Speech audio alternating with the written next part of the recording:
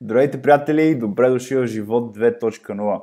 Аз казвам Мирослав Запорожанов и съм предприемач и маркетинг консултант. А това е шоу, в което си говорим с невероятни личности от бизнеса, спорта, изкуството и много други сфери. И за това как да бъдем успешни, как да бъдем по-богати във всяко едно отношение. Финансово, душевно, интелектуално. Как да се радваме на живота и как да постигаме вътрешно удовлетворение от всеки ден и всяко едно действие, което имаме в деня. Живот 2.0 е метафора за по-добрият и по-щастливият, по-успешен, по-удовлетворен живот, който всеки от нас иска да има. Това предаване е за всички, които имат големи мечти, които имат голяма визия за живота си, които искат да постигнат нещо наистина значимо и да живеят живот изпълнен с радост и прекрасни моменти. И в този първи епизод искам да ви запозная с една много вдъхновяваща личност на име Инес Собашка. Когато мислех как да опиша Инес, една дума сякаш обобщаваше всичко това, което мисля за нея, и тя е думата невероятна. Инес е от новото поколение хора, посветили живота си на мисията да откриват себе си, да се усъвършенстват и да споделят всичко това, което са научили с другите. Инес е човека, седящ зад най-добрия и съдържателен блог за здраве и функционален фитнес в България, inspiredfitstrong.com, който е общност от невероятни хора, които искат да бъдат по-здрави, по-добре изглеждащи и да развиват себе си във всяко едно отношение. Инес е невероятен професионалист и добър приятел и честно да ви кажа, нямам търпение да започнем да си говорим, защото има много какво да си кажем и много какво да научите. Затова без повече излишни приказки ви представям Инес Собашка, една жена, която може да промени вашия живот така, че да стане по-добър. Инес, добре дошла в Живот 2.0. Изключително се радвам, че имам възможността да си говоря с тебе по скайп и да споделиме всичко това, което ти знаеш с другите хора.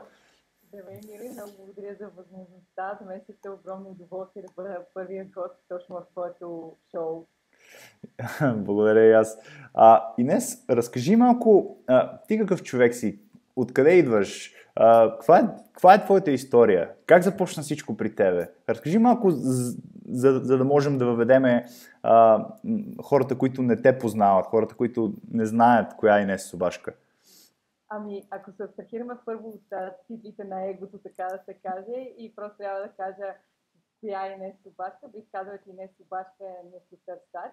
И това изчерпва наистина цялата концепция и всичко, към което се стремя и което правя. Според мен живота е едно изобилие, един неизчерпаем източник на това да откриваме себе си, да реализираме потенциала си и да се радваме на изобилието, което има около нас.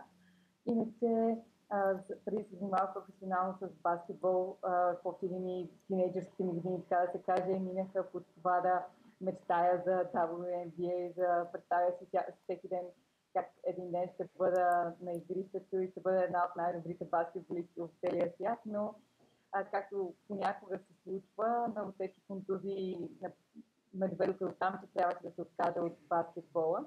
След което изведнъж бях на 18 години и се чувствах така, сякаш целият ми живот няма смисъл, мечтите ми се разбиха на парченца пред очите ми и просто не знаех какво да правя. И тогава, като отдавник се хванах за една сламка, която се наричаше плуване. И прекарах 2 години и половина да давям мъката си или по-скоро да се опитвам да я преработя, да открия, да се справя с болката си, разочарованието си от това, че няма да мога да реализирам мечтите си и да намеря друг смисъл, просто да се дистанцирам от това, което ми се случи, да погледна живота от друг ъгъл и да намеря нов смисъл. След което мисля, че лека по лека започнах да избистрям каква всъщност е Инес Собашка, каква е моята мисия и какъв е по-дълбокият смисъл зад всичко, което ми се случи. И тогава започнах да се занимавам с кондиционни тренировки и започнах все повече да изследвам човешкото тяло, това как то функционира, как отговаря на различните стимули. И в общи линии идеята ми за всичко първоначално беше, че искам да разбера повече за човешкото тяло, за да мога да предам тази информация, тези знания на другите хора и те никога да не се чувстват по начина, по който се чувствах аз, никога да не се налага да се справят с контузиите, с болката и физическата и психическата, с която ми се наложи да се справям аз. Просто исках да бъда нещо като съветник, като човека, като подкрепата и ръката, която подава ръка на хората, които са в нужда, които искат да постигнат повече, които знаят, че тялото им е способно на много, но не знаят как да го направят. Това е невероятна история и аз наистина тук не мога просто да те попитам. Добре, ти разбиха ти са мечтите след като имаше възможност, нали, да бъдеш професионална баскетболистка, желая си толкова силно. Аз също едно време имах подобни аспирации и беше много смешно, когато в един момент разбираш, че нещата може би няма да се получат и тогава идва момента, в който трябва да си кажеш, нали, а сега на къде? А сега какво? И това е много труден момент. Ти как се справиш с този труден момент? В смисъл, изведнъж мечтите ти стават на парчета. Всичко загубва смисъл. Какво ти беше в главата тогава? Да, то е един момент, в който изведнъж как да вчера си имал този пламък отвътре, който гори, нещо, което те тегли непрекъснато, една страст, която някакси задвижва живота, желанието и ентусиазма ти. Изведнъж се оказваш един ден и се чувстваш празен. Точно все едно има една празнота в теб, от която лъска една такава самота и безсмислие и не знаеш какво да правиш, седиш и ти иска.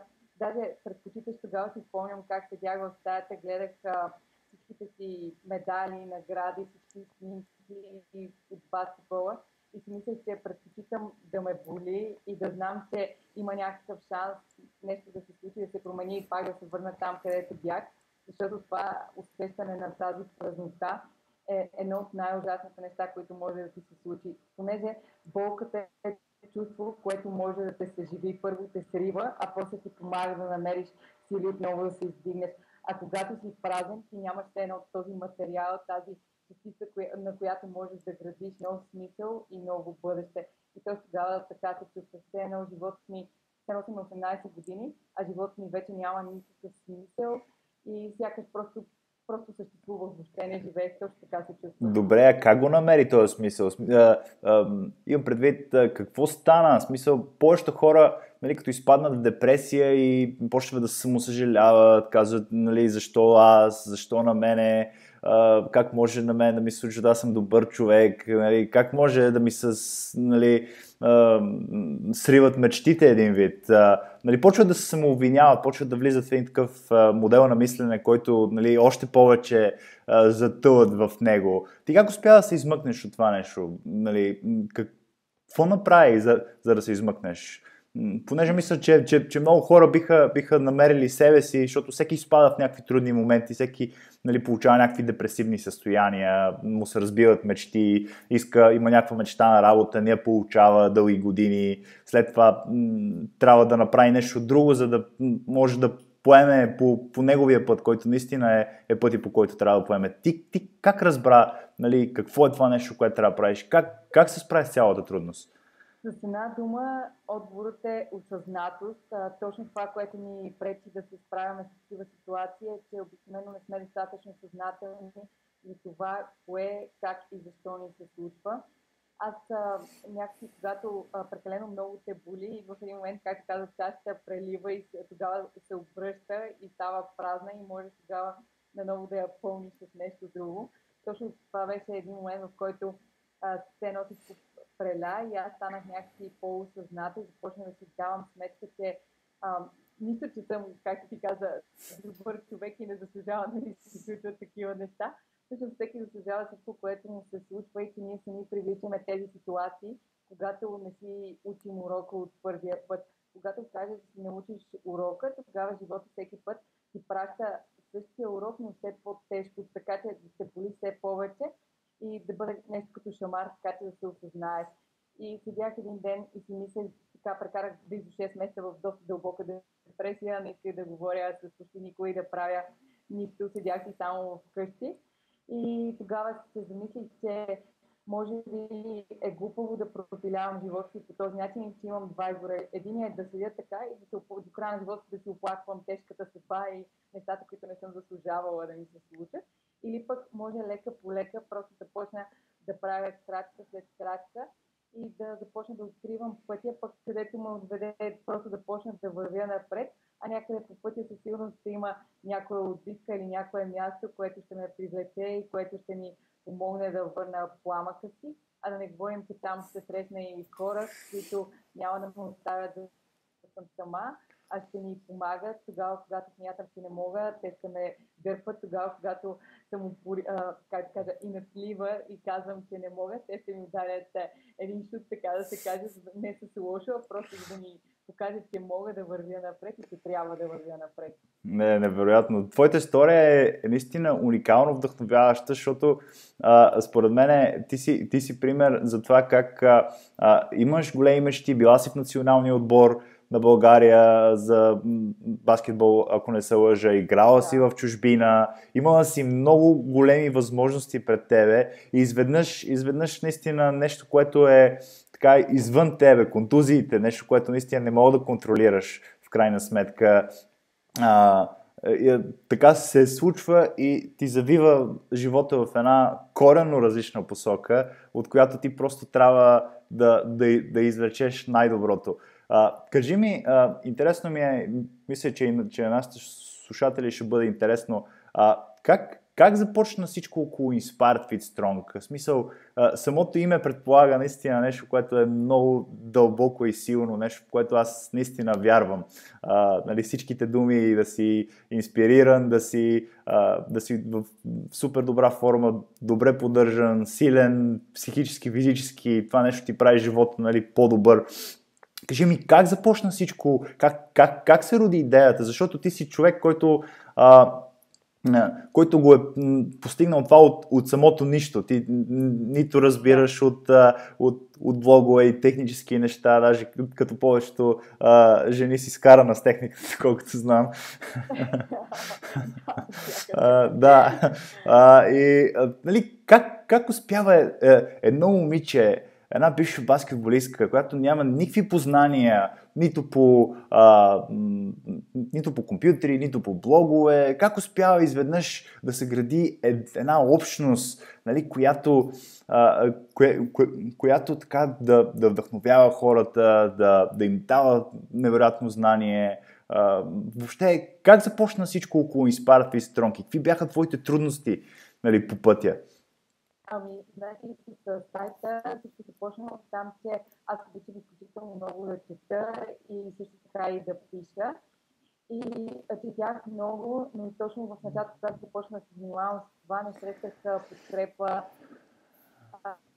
от, как да кажа, близките ми, приятелите ми, точно за всичко, което правя за тренировките с тези за начина на хранене. А някакси в мен имаше супер много информация, супер много желание да споделям това, което научавах, това, което разбирах и това, което откривах за човешкото тяло, за себе си. И исках да го споделям, но някакси в реалния свят, така да се каже, нямаше с кой да комуникирам на тази тема, с кой да го говоря. Това по някакъв начин нещо вътре в мен, което аз исках да споделя, а никой нямаше как да го приеме някой. И затова реших, че най-подходящия начин ще бъде просто да пиша, пък ако има някой човек, който е в сходно положение, който също не намира тази подкрепа, която му се иска да има, тогава ще я намери в моите и така ще си вземем една общност, където взаимно да се подкрепяме, взаимно да се вдъхновяваме, да стимулираме целите си и желанията си. И когато има някакъв проблем, ние да му помагаме той да намира това, което му липва в реалния свят, така да се каже. И както ти каза, аз съм малко старана с техниката, но може и просто и защото някакси нямам желание да се развивам сега. Се шегувам, че съм родена за 10 век, примерно, където само е имало книги, да четеш нищо друго да не правиш с технологиите. И тогава започнах, не разбирах нищо, седнах на компютъра и гледах сумата клипчета в YouTube, четох в Google изключително много време. Имах един приятел, все още го имам всъщност, той даже тренира при мен, Дако, много съм му благодарна за цялата помощ, което прави за мен. той ми помогна с първоначалното стартиране на сайта, а после лека по лека аз се опитвах да закърпвам от тук от там каквото може. И когато бях прекалено отчаяна или вече часове седях и не се получаваше, пак пишех на Дако и го молех да ми каже откъде какво да направя. И така с общи усилия с Дако и с много четене и гледане, лека по лека започнах да правя сайта. В началото беше изключително аматьорски, но както обичам да казвам, сайта е точно като едно дете, както едно се ражда и ти нямаш в началото представа как да го гледаш и какво да очакваш, но лека по лека, стъпка по стъпка, заедно с неговото порастване, израстване, израстваш и ти, ставаш все по-добър, научаваш повече неща, виждаш кое работи, кое не работи, пробваш едно, пробваш друго.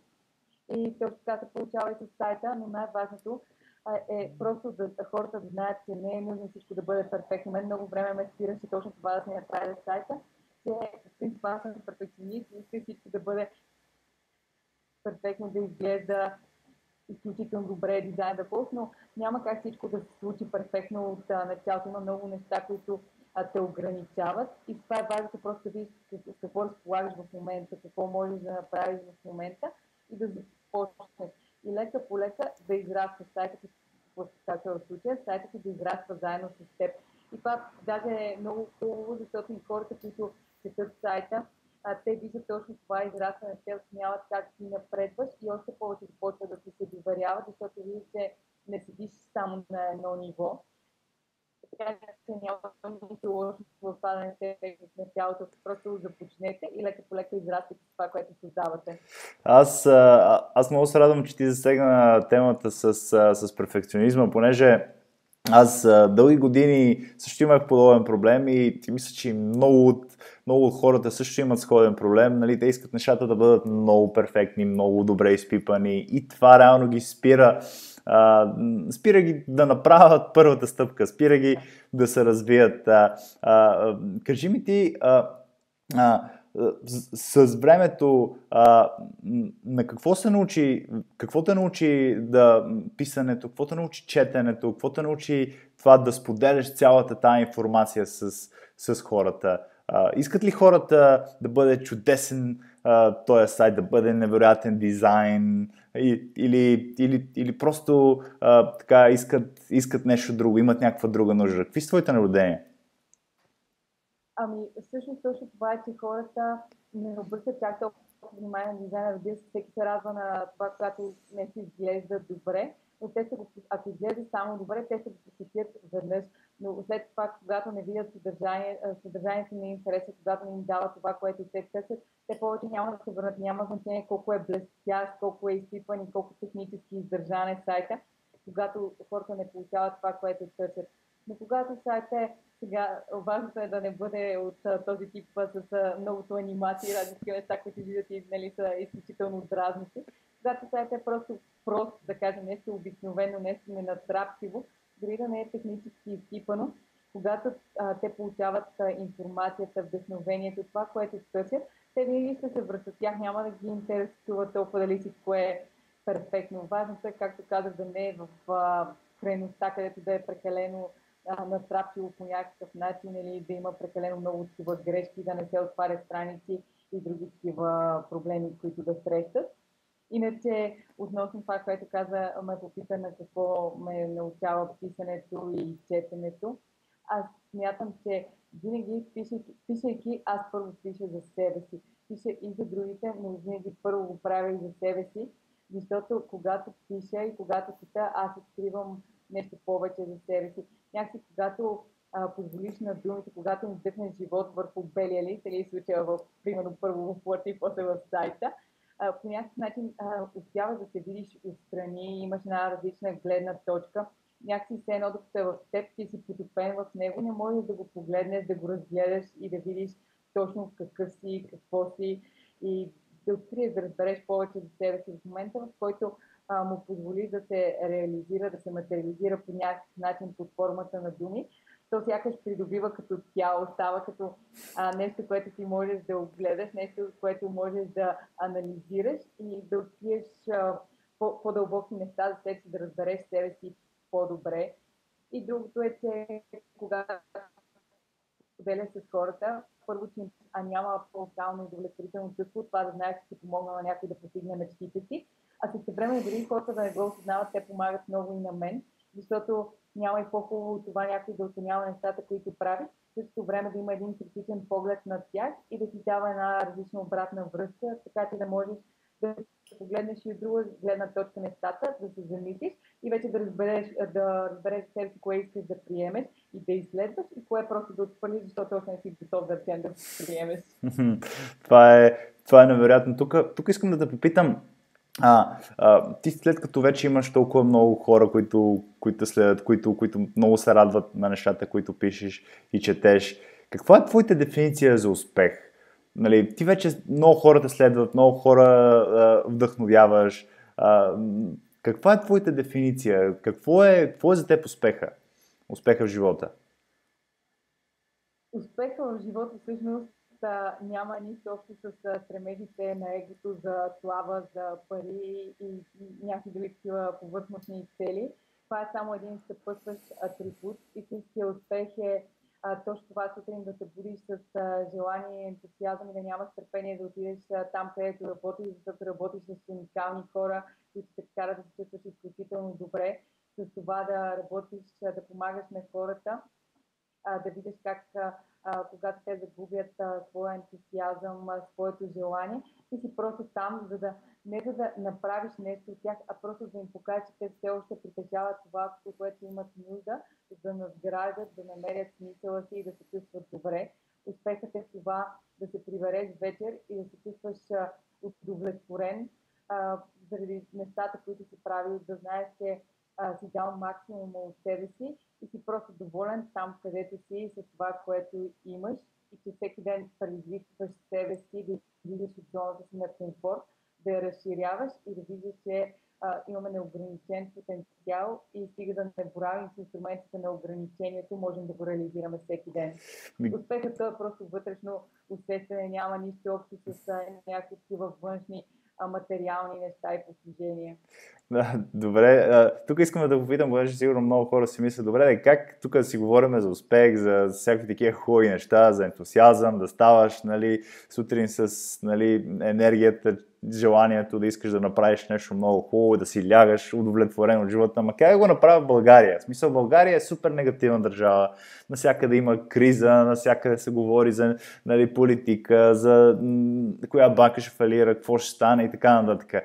Нали, как хората да намерят този ентусиазъм, да намерят това, което реално ще ги направи по-успешни, по-щастливи, по-удовлетворени от себе си, така че да могат да стават сутрин и да отиват веднага да правят нещо, което наистина нямат търпение да направят. Даже, както има една приказка, да нямаш да те яд, че ще заспиваш вечерно време, понеже нали, толкова много искаш вече да почнеш да правиш наново и такъв искаш просто да заредиш батериите набързо и да почнеш наново, защото много ти харесва. Как това да стане в България?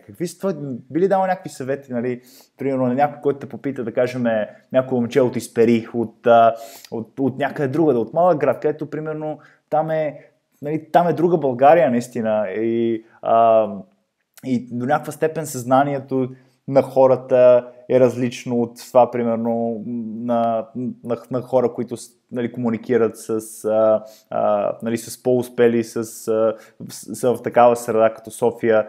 Как един нормален български младеж, нормален български човек да успее да преодолее този негативизъм и да се чувства удовлетворен в България? Каква е твоята дефиниция?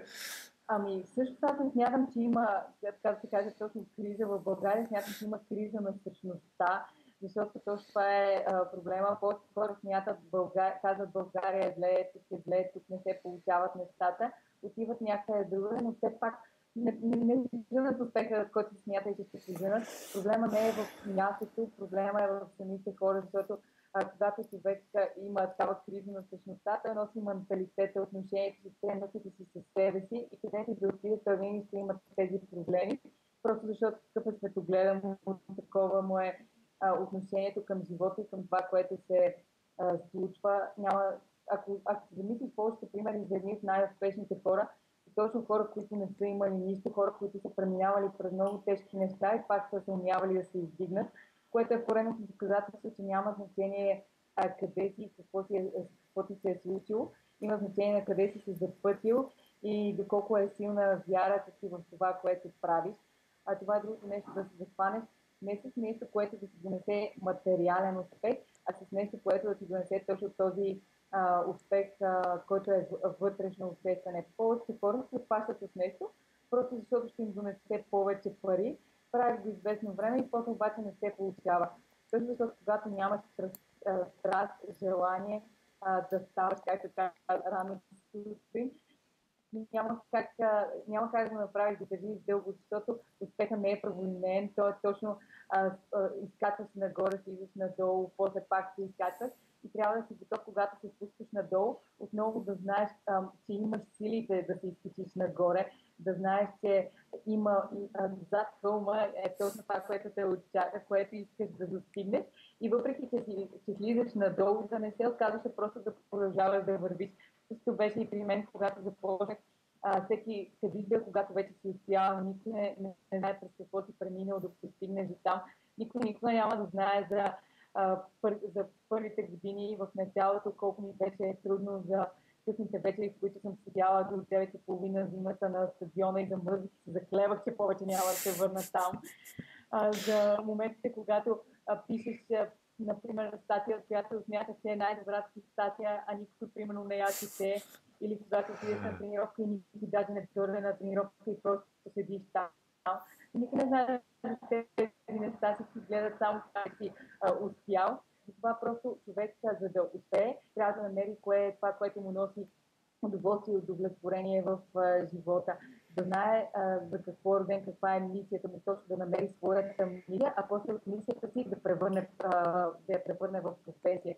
Защото професията е точно това нещо като сцена, където да реализираме потенциала си, способностите си, като приобщаваме още актьори, така да се каже, които да ни помагат да придаваме още повече сила на мисията, да я разпространяваме и да правим света едно по-хубаво и по-щастливо място. Тук искам да попитам, сега се сетих, добре, много хора искат много неща. Мисля, живеем в толкова невероятен свят, където, нали, имаш възможност да бъдеш какъвто поискаш. Имаш невероятни възможности. Можеш да бъдеш блогър, можеш да бъдеш автор, можеш да бъдеш консултант, можеш да бъдеш какъвто поискаш в момента вече.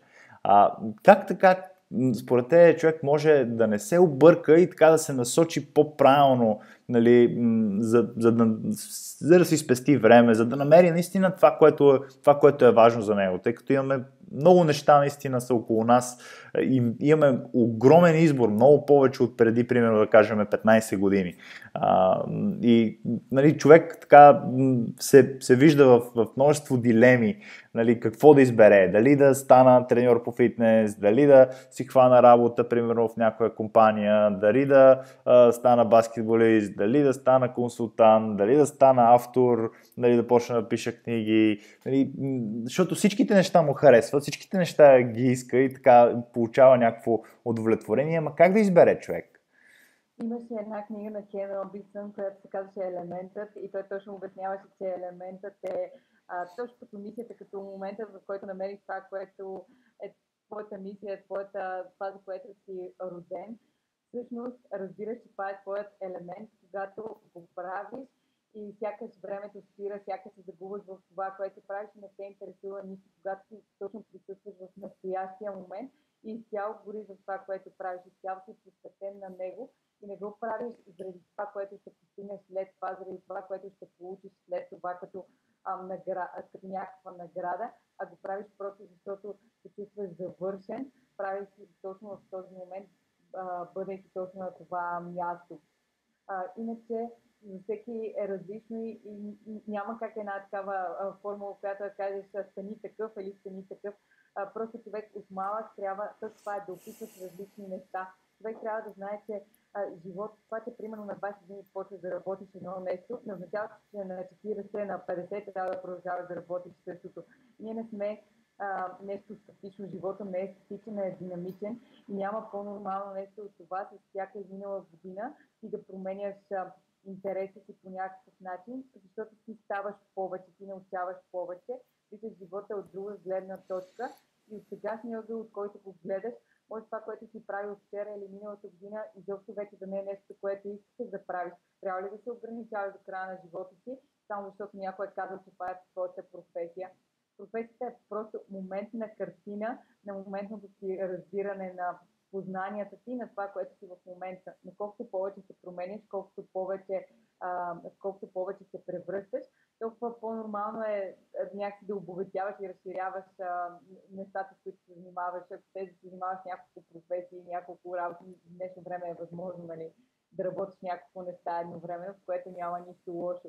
Просто трябва да се опитва и да видиш в кой момент, когато правиш нещо, времето спира. Спре ли времето, значи това е твой елемент.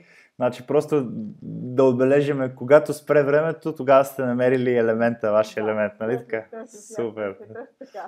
Супер, супер. Значи гледайте внимателно, когато спре времето, тогава елемент, тогава внимавайте какво правите, защото най-вероятно това е елемента.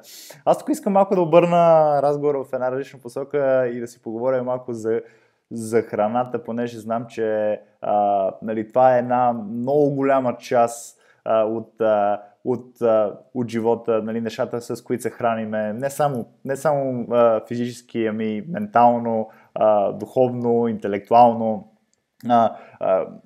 Как според тебе влияе най-малко физическата храна, тъй като знам, че ти си имала проблеми с килограмите, като си спряла, нали, да играеш професионално. Аз също като спрях да играя, качих 25 кг, защото апетита винаги съм си го имал, но така някакси как реално храната влияе на начина ни на мислене и въобще върху целия ни живот. В смисъл нещата, които ядеме. Дали ядеме пица, дали ядеме Макдоналдс, дали ядеме пържени картофи или пък, примерно, пиеме зелено смути с броколи, примерно. Мисъл, каква е разликата? Каква е разликата за теб? Да, както психическата храна, така да се каже, е информация, също и с физическата храна. Тя е информация за тялото. Това, което ядем, изпраща информация на тялото в каква среда сме, какво има около нас, как то трябва да реагира, за да може да оцелява, да ни предпазва и да функционира по правилния начин. Повечето хора смятат, че всичко опира само до калории, но това не е така, тъй като тялото е много по-сложно от това само някаква да се изчислява храната само в калории. Много е важно дали ядеш една пица или една пържола, има огромна разлика, тъй като пицата изпраща една информация, независимо дали ще бъде примерно с същите калории като пържолата, а пържолата изпраща коренно различна информация. Всичко опира точно това до информацията, която получава тялото от храната. Когато ядем истинска храна, такава, която идва от природата, такава, която можеш да намериш навсякъде в природата, картофи и пица нито растат от дърветата, нито можеш да ги намериш в градината, никъде. Когато ядеш такава истинска храна, тя е това, от което има нужда тялото си. Тъй като аз съм голям привърженик на това, че еволюцията е най-добрият ни учебник, по който може да разбираме от какво имаме нужда и как трябва да живеем. Ние сме част от природата и ние сме свикнали да съществуваме в нея. Ние сме адаптирани към това да съществуваме тайно с природата. И в отговор на това природата ни дава това, от което имаме нужда, ние сме част от нея. И тя е направила така, че ние винаги да имаме някакъв източник на нещо, което да ни помага да оцеляваме и да функционираме правилно. Ето защо в храната, която е истинската храна, е закодирана точно тази информация, точно този пълен пакет от хранителни вещества, които да дават на тялото необходимото, за да то да функционира. И когато физически се храниш правилно, тогава тялото се чувства добре. Като една машина, ако тялото е една машина, или примерно да храниш с плазми, давам този пример как аз и сестра ми караме едни и същи коли, само че моята е върви на бензина, нейната на дизел. И веднъж аз бях взела нейната кола, но забравих и реших да й направя услуга, като й заредя колата в знак на благодарност и сипах бензин в колата, забравих, че тя върви на дизел. И се сетих точно, като се тръгнах от бензиностанцията, след което трябваше да викам пътна помощ и да карат колата до сервис. двете коли са едни и същи, но ако кажем, че в случая бензина беше пицата, а дизел е бил пържолата, те може да са били като количество еднакви литри, но не бяха като качество, като информацията, която достига до колата. Също се случва и с тялото, така че е важно как се храним. Важно е да даваме правилната информация на тялото си, за то да може да функционира правилно и след това да го използваме като инструмент, за да реализираме потенциала си, да правим това, което искаме, това, което ни удовлетворява. Аз много харесвам тази метафора с колите, тъй като аз лично вярвам наистина, че храната е нашия бензин, нашето масло на двигателя, реално, да, нашето гориво. Но искам да те попитам тук, как движението се обвързва с храната? Колко е важно, примерно, да не застояваме, нали, да се движиме и да товариме това тяло по някакъв начин, за да може да бъдем здрави, и как това се отразява и на психическото ни здраве, и на физическото. Нали, колко е важно това нещо да се упражняваме почти всекидневно, общо взето, и какви са твоите наблюдения, нали, как се променя човек, когато почне нали, така, да се изгражда човек е роден, за да се движи. Когато се движиш, тялото то функционира по различен начин. Повечето хора смятат, че е достатъчно само да тренират примерно 2-3 пъти в седмицата, а всъщност движението е като храна за клетките. Точно както другата е храна, пак е храна за клетките, движението е храна за клетките, то отново изпраща информация. Начинът, по който пренасяме примерно тежестта си върху стъпалото, има значение дали примерно се стъпиш на външната страна на стъпалото или на цялото стъпало. Всичко това е като информация, като една картина, която се изпраща до мозъка и отново му дава някаква обратна връзка за това в каква среда сме, от какво имаме нужда. Да не говорим, че преди появата на всички технологии, голяма част от нашето оцеляване е зависело от това да се движим, от това да ловуваме, да събираме храна, от това да събираме реколтата си, да приготвяме храната.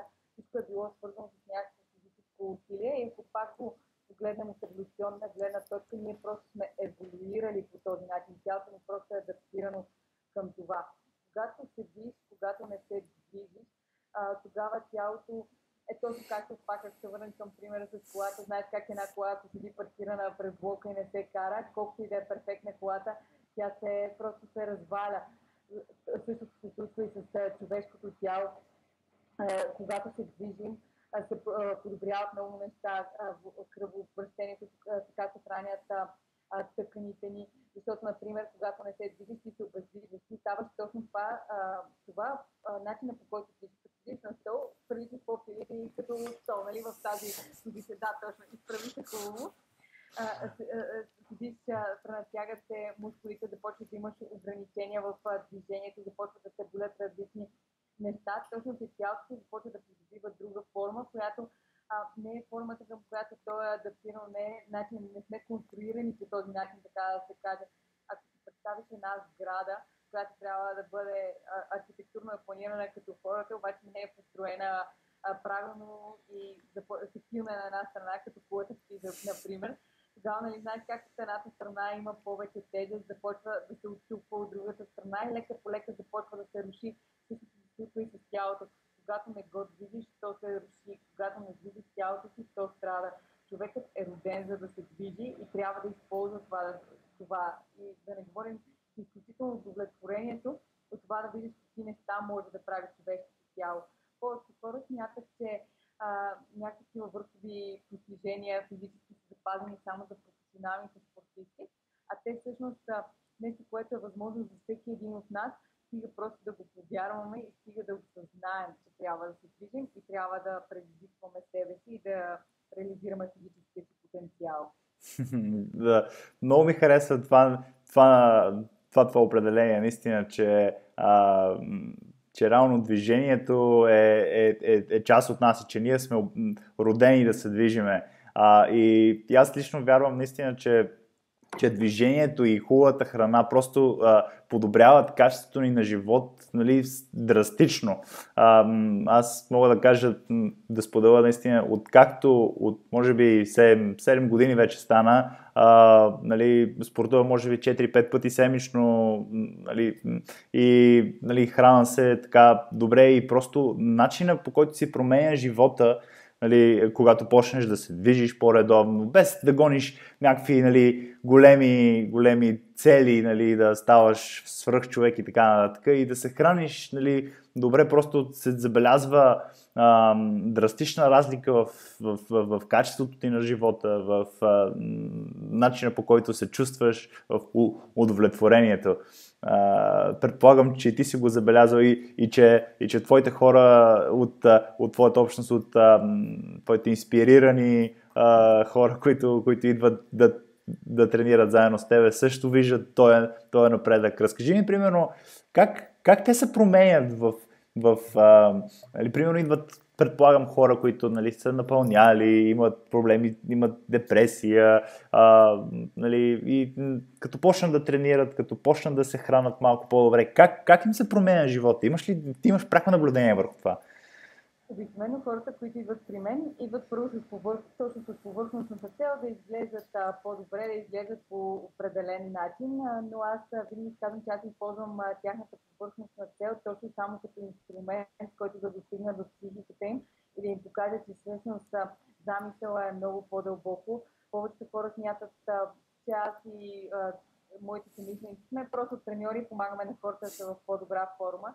Това всъщност не е така, защото ние всъщност им помагаме да живеят по-добре, защото когато човек започне да се грижи за себе си, тогава той разбира, че заслужава, разбира, че може, и когато се храниш добре, както казвате, са свързани нещата, когато започнеш да се движиш повече, тогава тялото си има нужда от повече храна, ти започваш да му я даваш, тогава то започва лека по лека да функционира по-добре.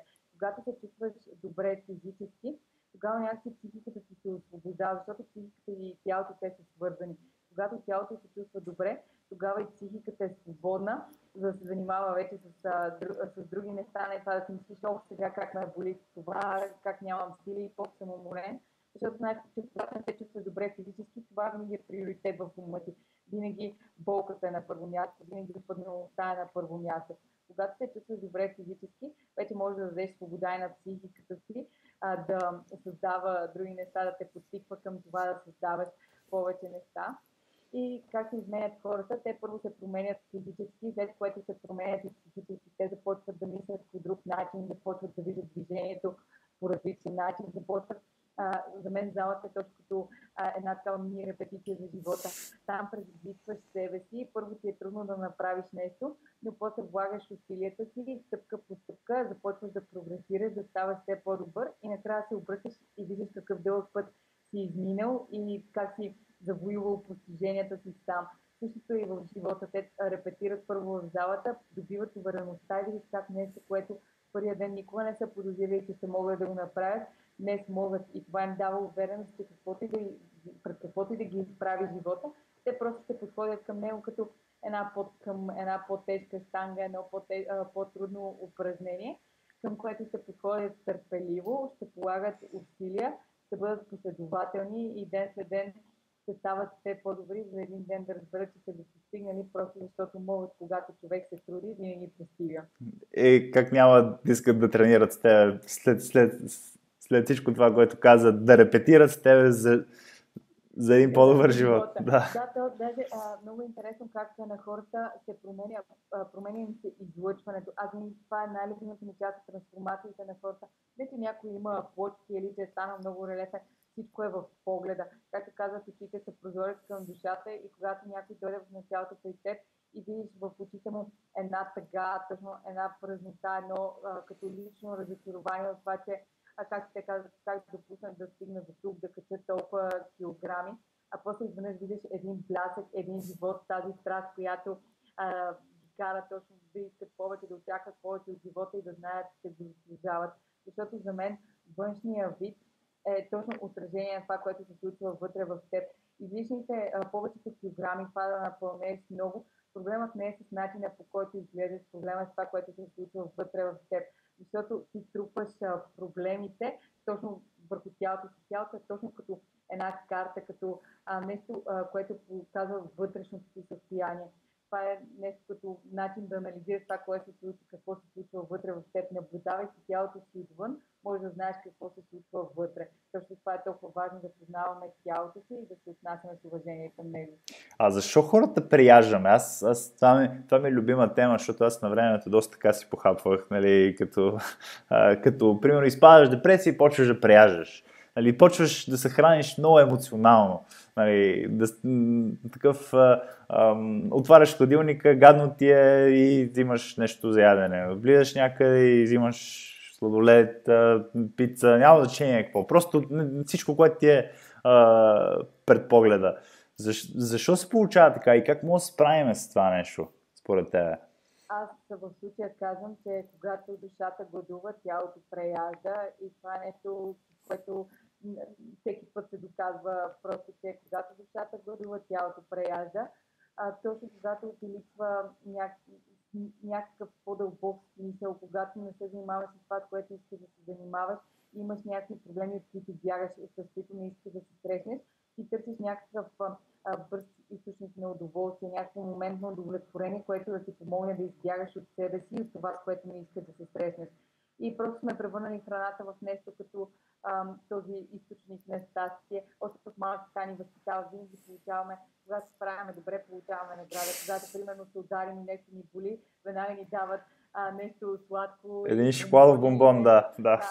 Точно да ти стане по-добре. И то просто то си има и такава научно, така да се каже, обяснение. Точно ако се погледна от гледна точка с невроните, има една такава приказка, че what fires together, wires together. Това, което го отключваш, непрекъснато го активираш заедно, се едно става като една връзка и винаги, когато ти стане тъжно, веднага тези неврони се едно активират с това, че то ме тъжно, значи трябва да се яде. Значи трябва бомбон, да. Да, значи трябва бомбон. И точно това, че в началото трябва малко воля да скъсиш тази връзка, за да мозъкът ти да разбере, че не е нужно като стане тъжно да ходиш и да ядеш.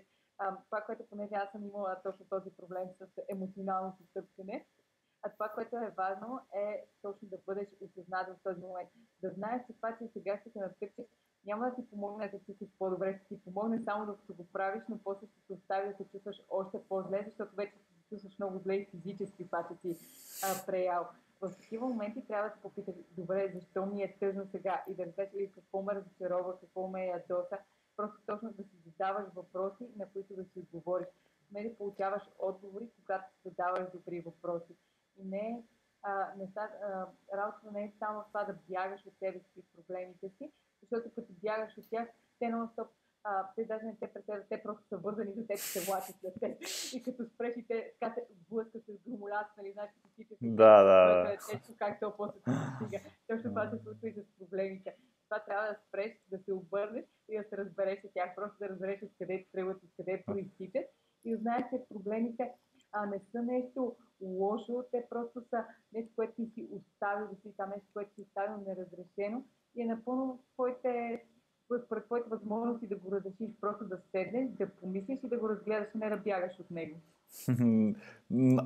Аз лично много обичам проблемите, защото моята философия е такава, че проблемите те карат да растеш. Без проблеми няма как да растеш. Смисъл, най-голяма добавена стойност в живота ти носят проблемите, защото те карат да стъпиш една крачка по-високо, да отидеш малко по-напред, да станеш малко по-силен, тъй като ти го знаеш най-вероятно, колкото мускулната треска като тренираш, тя е знак, нали, че има нещо, има градивен процес вече в самото тяло, че нещо се случва, нали, че ставаме по-добри.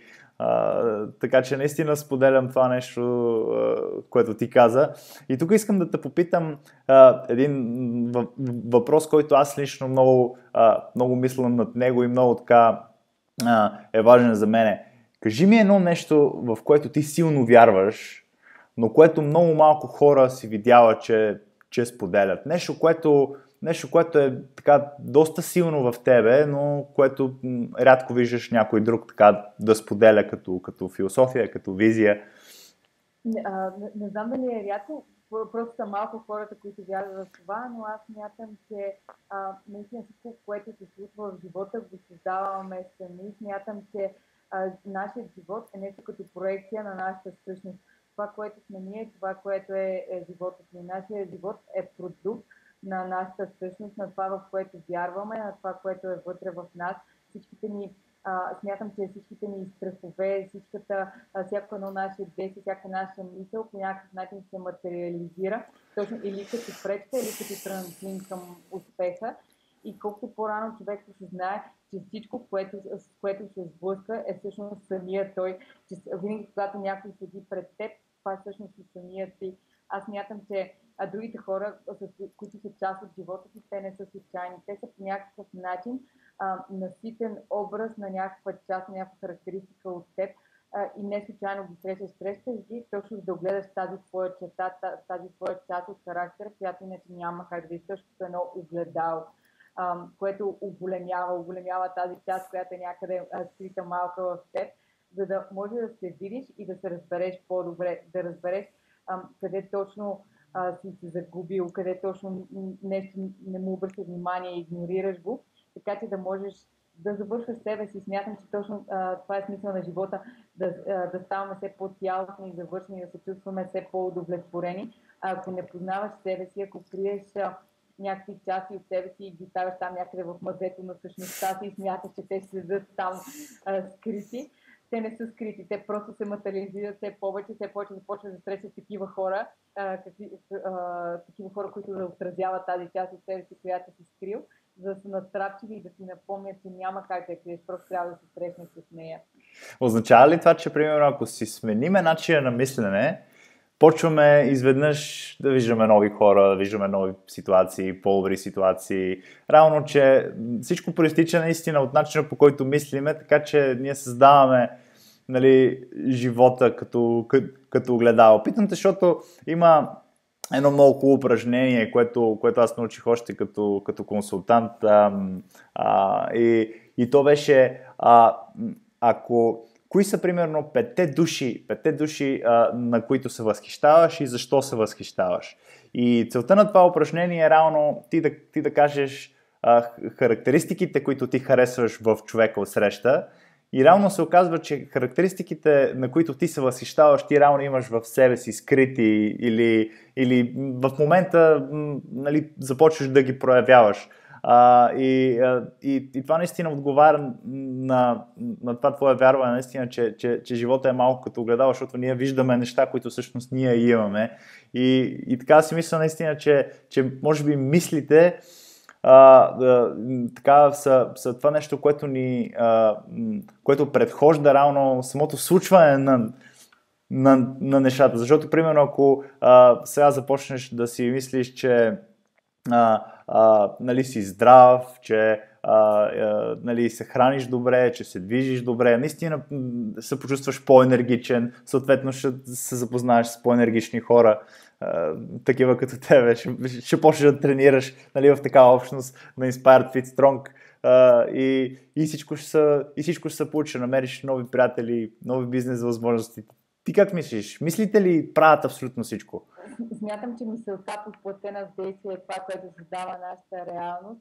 И точно обаче не трябва да се бърка с манията за позитивно мислене, където примерно нещо не се случва и ти си представяш колко е хубаво и колко невероятно, хората много погрешно го смятат.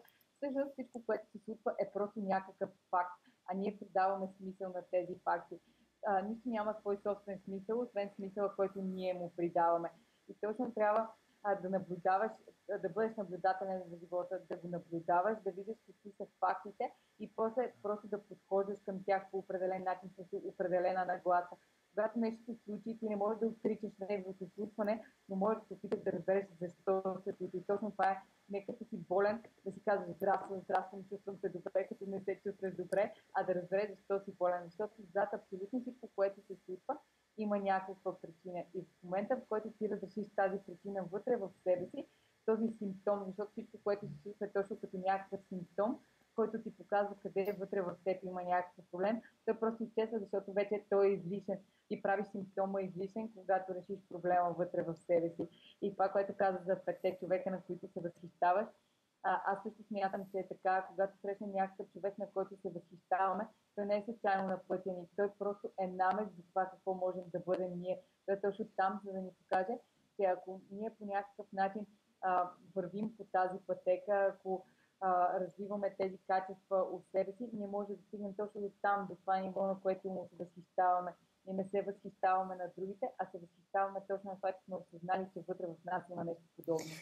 И като говорим за хора, на които се възхищаваш, кои са тия 5 човека и защо според тебе ти им се възхищаваш?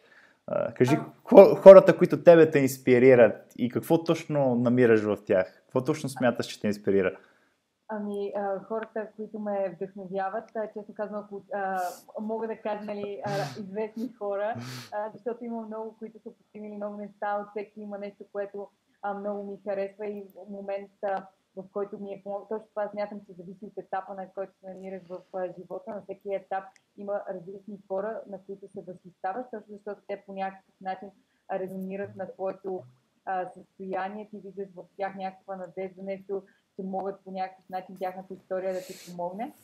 Но иначе се възхищавам на хора, които са част от живота ми по един или друг начин, тъй като те са изключително осъзнати и успешни точно под не само успешните и в материалния успех, който, нали, всички гледат успеха, но са успешни и в вътрешно, тъй като те са постигнали един баланс, една осъзнатост, която им помага да живеят живота в настоящето, в сегашния момент и да се чувстват, да изживяват всеки миг, да търсят някакси да преживяват изобилието, което живота им предлага и ме вдъхновяват точно с това, че със себе си по никакъв начин не се опитват да се преструват на някой друг. Те ме вдъхновяват с това, че като гледам с желанието и страстта, с която правят, точно как времето спира, когато вършат работата си, те ме вдъхновяват, виждам с каква лекота, когато си осъзнат, може да постигаш много големи успехи и също време да не се ограничаваш само до една сфера, а да отделяш време на личния си живот и на професията си, на приятелите си, време и за себе си. Те са точно хора, които уважават и себе си, и другите. Отделят време и за личното си развитие, и за това да помагат на другите, и за това ме вдъхновяват. Направо нямам думи, защото ти спомена нещо, което много, много исках с тебе да си поговорим, и то е за това да живееш настоящето. Какво значи да живееш настоящето? Как живее Инес Собашка в настоящето? В настоящето означава сега да си говоря с теб и да си мисля точно за това, колко ми харесва да си говоря с човек, който мисли по подобен начин на моя, за това, което да бъда присъстващ в разговора, а не да си мисля, примерно, как след малко, когато свършим с разговора, ще правя нещо друго, или пък да си мисля какво ми се е случило вчера. Точно това е, че бъдещето и миналото, те на практика не съществуват. Те са просто някаква илюзия, само настоящето е нещо действително, тъй като в повечето случаи, ако се замислим, миналото всеки ден то се изменя, независимо дали смяташ, че е нещо статично, зависимо от това какъв си днес и каква е гледната си точка, ти си спомняш някакви минали неща по различен начин, ти винаги ги украсяваш и обогатяваш с емоциите на настоящето. Бъдещето пък е някаква илюзия, нещо, което то не се е случило, то няма как да мислиш за него като съществуващо, тъй като ти го създаваш в настоящето. И точно ако си присъстваш в настоящето, ти един ден ще пристигнеш в бъдеще, което ти харесва и където искаш да бъдеш, и то пак, както и да звучи, пак ще е настоящето тогава. Това е, че то не е настояще. И можеш да изживяваш само сегашния момент. Всичко друго е просто някаква илюзия, нещо, което ти проектираш от страховете си или от прекалените си амбиции и желания. Нещо, което не е реално и не е действително. Какъв съвет мога да дадеш на хората, които така искат да живеят повече в настоящето? Защото всеки някакси иска да живее, обаче може би не знае как, мисли си, че е трудно, мисли си, че не може да се справи, изпада в някакви такива свои собствени съмнения. Имаш ли някакви съвети, които можеш да дадеш за това как човек да живее? Да, първото, което е, че ни трябва повече, така да се каже, сензитивност, повече чувствителност и наблюдателност към това, което се случва около нас, тъй като обикновено повечето хора разхождат се, например, в парка и след си мислят за разни проблеми или за нещо, което искат да правят и изобщо не наблюдават какво се случва около тях. Точно това трябва да бъдем по-наблюдателни за това какво се случва около нас и какво има около нас. Това, което на мен ми помагаше в началото да ставам все по-осъзната, беше точно когато се разхождам, например да практикувам така наречената ходеща медитация, да видя примерно едно цвете и да започна да се вглеждам в него, в неговите детайли и изведнъж, когато се вгледаш в нещо, виждаш как то някакси ценно оживява, става все по-наситено цветовете му, формите му, всичко става все по-изпъкнало, по-ярко, точно като разхождаш се в гората и мислиш за някакви неща и тя само като някакъв фон, въобще не я регистрираш. В момента, в който обаче се загледаш и виждаш нещо като дълбочина навътре, виждаш дърветата отзад, виждаш какво има навътре, стеблата стават някакви по-наситени цветове, всичко се изменя. Точно като в един филм, както като има ефекти и ти прави впечатление, нали, колко е всичко наситено, какви ефекти има. А всъщност това нон-стоп е около нас, но ние не го забелязваме, защото сме прекалено заети да си мислим за нещо друго. Това е наистина нещо, което може да промени живота на всеки. Аз дълбоко го препоръчвам, тъй като това са невероятни съвети, които и днес дава. Искам един последен въпрос да ти задам. Знам, че ти много четеш. Аз също съм много голям любител на книгите, просто съм много любопитен за живота, също като тебе. Кои са според тебе книгите, които така, всеки човек трябва да прочете на някакъв етап? Имаш ли някои, които би препоръчала, да?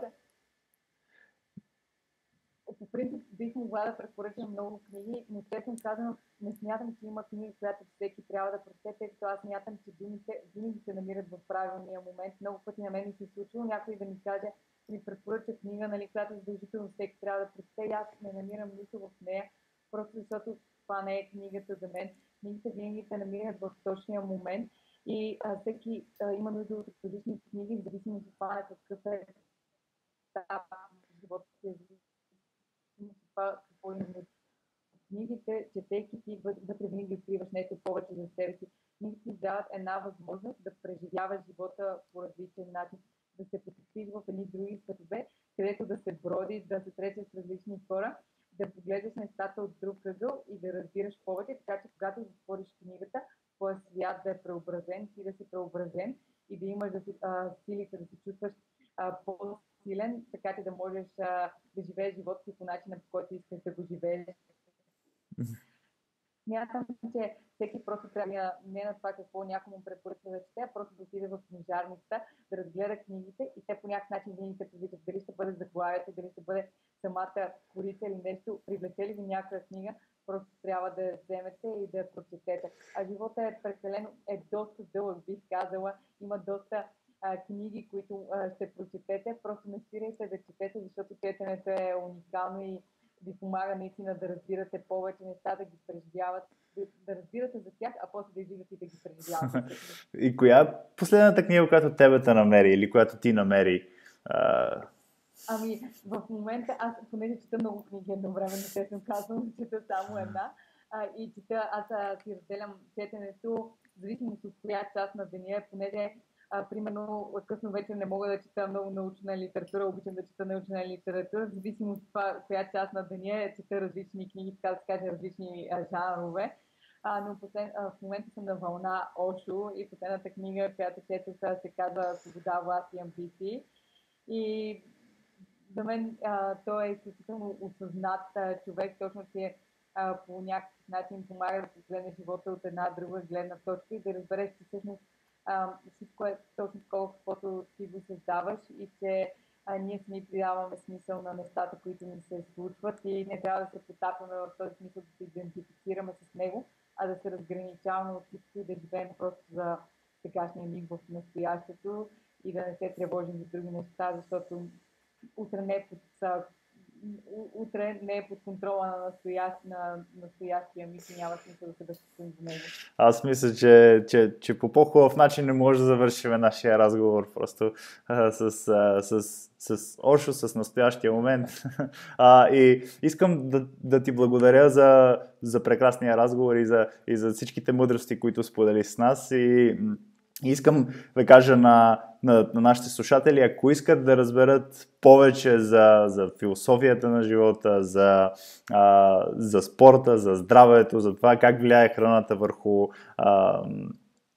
върху мислите, върху тялото ни, непременно да посетят inspiredfitstrong.com, защото Инес пише невероятни неща там, а пък ако са от София и искат, нали, да срещнат хора, които нали, са същите нагласи за живота, които също искат да се развиват, непременно да отидат и да потренират с нея. Просто ще останете очаровани от начина и от любовта, която цари в цялата тая общност. И днес още веднъж благодаря ти много и ще се радвам пак да си говориме. Аз благодаря, много с мен беше удоволствие. Чао! Чао!